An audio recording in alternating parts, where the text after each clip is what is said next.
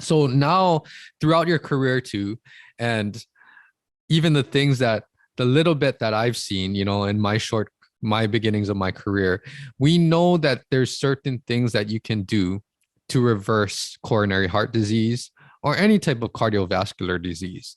So why don't you touch on that? If there were, I want everyone to look through your book, go get your book, because it supports that foundation. All proceeds go to there. So it's supporting a great cause. But if you were to just give a few key points to make people understand why food and nutrition is so important, how would you sum that up for them in a few points? Yes. From that point of view, I have divided a chapter in my book where I have grouped the people into three groups. One, who are healthy, have no cholesterol problem, no family history of heart disease, have no risk factor like diabetes, high blood pressure, smoking, obesity, lack of exercise, none of these, and are healthy, then they can eat everything which is healthy and try to cut down what is unhealthy. But whatever they eat in moderation. Mm-hmm. And make sure to follow these 6 things, which is healthy diet, exercise, stress reduction, socializing, adequate sleep, and once a year physical checkup. So that is for them. Those who have risk factors but do not have coronary disease, all they have to do is that if they eat meat, make sure cut off all the fat. It is lean meat and smaller portions. Their cholesterol is up, so do everything to bring down the cholesterol. So instead of having low-fat yogurt, for example, that everybody we recommend are low-fat products, go to non-fat. And non-fat yogurt is available these days. If you don't like the plain, you can get non-fat fruit yogurt. So that is the advice for those who have risk factors but no disease. Just cut out the red meat, but you can still have chicken and you can have turkey, but without the fat, and control your cholesterol. If that does not work and your cholesterol is still up, then you move on to group 3, and that group is where the people have coronary disease or only risk factors, but needed to come to this group because they tried everything, it did not work. And in this group, the best advice I can give is that you have to become vegetarian. Now, if you say, no matter what, I'm not going to be vegetarian, I'll say, okay, then become at least flexitarian, which is cut down the days you eat meat as much as possible, increase the days where you are strict vegetarian. And when you are vegetarian, you are allowed to have fish. And the best fish is salmon. So that way you can have your cake and eat it too. I don't want to use the word cake. That's an American expression. So, and then people say, gee, I have to have dessert even if I have coronary disease. I say, don't worry, you have dessert. Have every night. I do.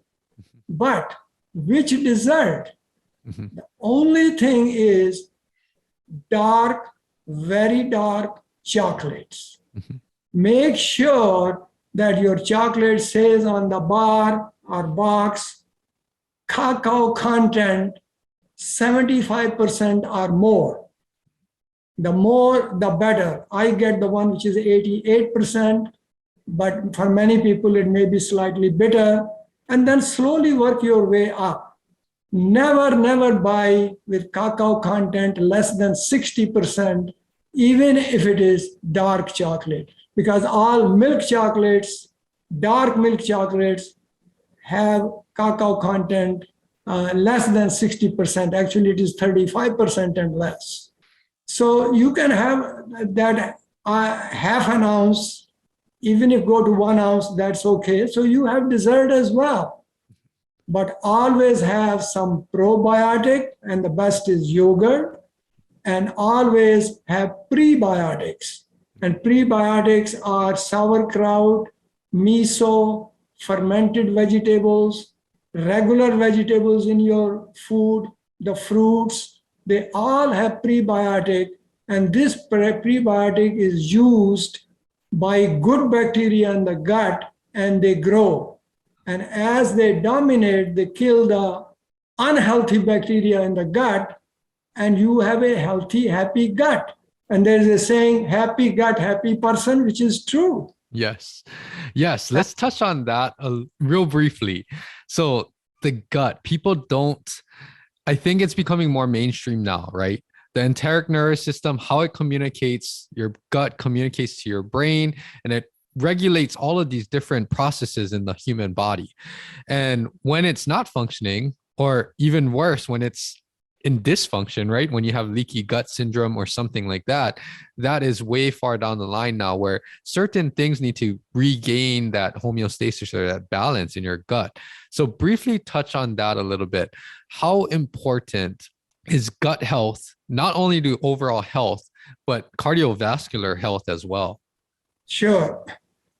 In the gut, besides eating healthy food, because unhealthy will help the unhealthy bacteria grow more and more, and you will produce a lot of gas also, which is one of the things happens to leaky gut people. So what you can do is there is a hormone in the body called serotonin, and many people do not know that 95% of the serotonin is produced and stored in the gut. And this is called happy hormone. This keeps you in good mood. And when you are in good mood, you are feeling happy, you have more energy, and it's good for your health.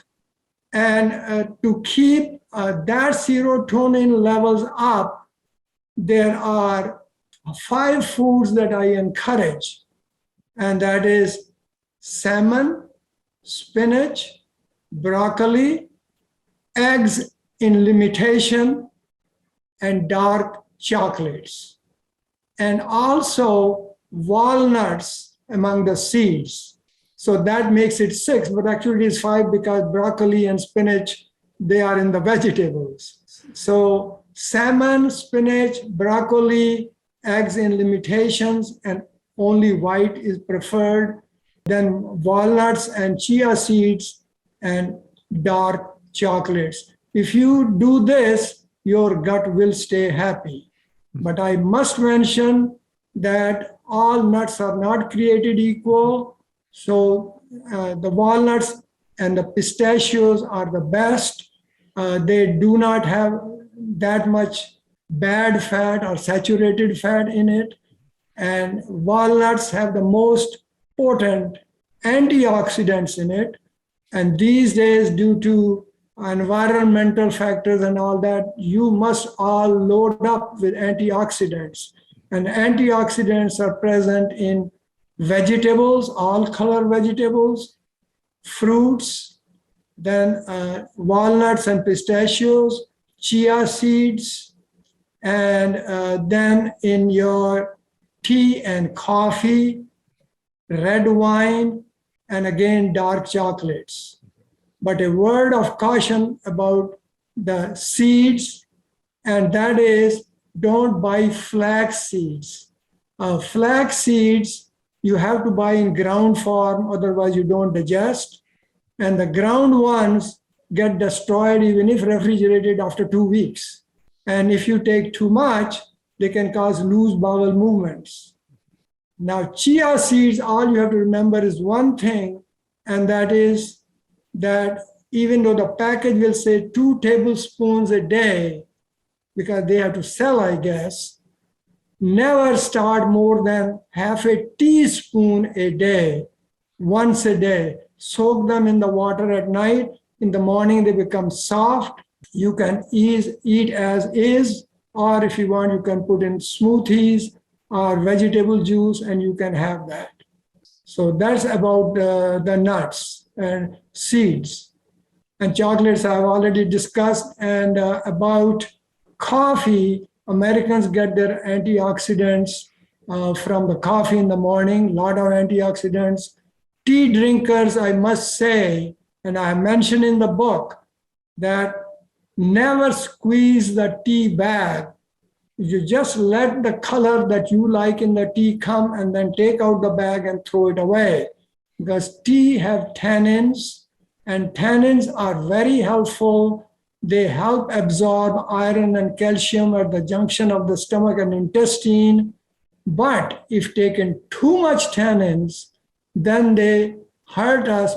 Instead of helping absorb calcium iron, they cause inflammation in that area and they retard the absorption of calcium iron. And in the long run, those who drink a lot of tea are subject to developing deficiency of calcium and iron in the blood.